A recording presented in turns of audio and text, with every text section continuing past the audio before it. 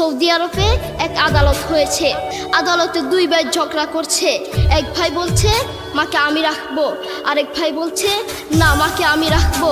দোনো ভাই ঝগড়া করছে মাকে ঘরে রাখার জন্য। এরপর এক ভাই মাকে নিয়ে চলে যাচ্ছে, আরেক ভাই মাটিতে গড়া দিতে দিতে অবস্থা খারাপ। সৌদি আরবে আদালত হয় মা বাবাকে ঘরে রাখার জন্য, আর আমাদের দেশে আদালত হয় মা বাবাকে ঘর থেকে বের করার জন্য, ঠিক কিনা? যুবক, তোমাকেই বলছি, তোমার বন্ধু তোমার আপন নয়, তোমার বউ তোমার আপন নয়, তোমার শ্বশুর শাশুড়ি তোমার আপন নয়। এই পৃথিবীর বুকে আপন হলো তোমার মা এবং তোমার বাবা। করোনা আসার পরে প্রমাণ করে দিয়েছে কে আপন।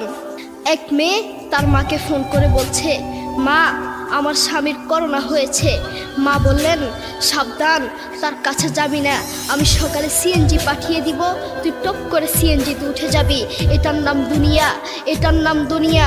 করোনা হওয়ার পরে বন্ধুর কাছে যায় নাই, করোনা হওয়ার পরে শ্বশুর শাশুড়ির কাছে যায় নাই, করোনা হওয়ার পরে স্বামী স্ত্রীর কাছে যায় নাই, কিন্তু করোনা হওয়ার পরে এখনো ইতিহাস আছে মা তার ছেলেকে গিয়ে চুমু খেয়েছে। করোনা হওয়ার পরে এখনো ইতিহাস আছে বাবা তার ছেলেকে কাঁধে নিয়ে হাসপাতালে গিয়েছে, ঠিক কিনা? যুবক, তুমি তোমার মাকে কিছু মনে করছো না। তোমার মাকে তুমি ঘর থেকে বের করছো।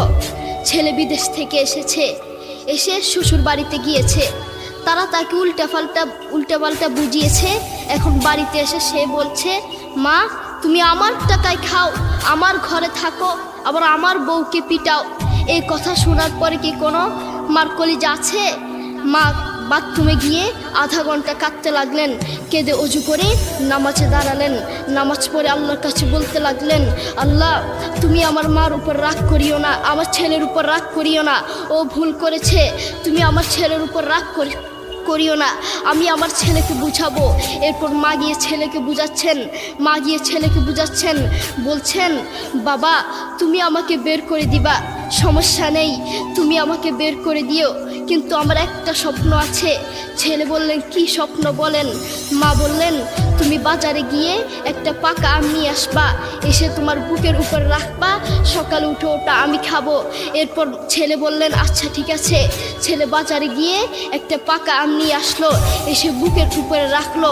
5 মিনিট না যেতেই সেই আম পিঠের নিচে পড়ে চ্যাপ্টা হয়ে গিয়েছে।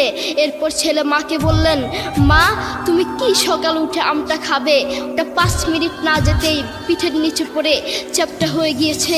এরপর মা চোখের পানি ছেড়ে বলল, বাবা আমি আসলে তোকে খাওয়ার জন্য বলি নাই, আমি আম খাওয়ার জন্য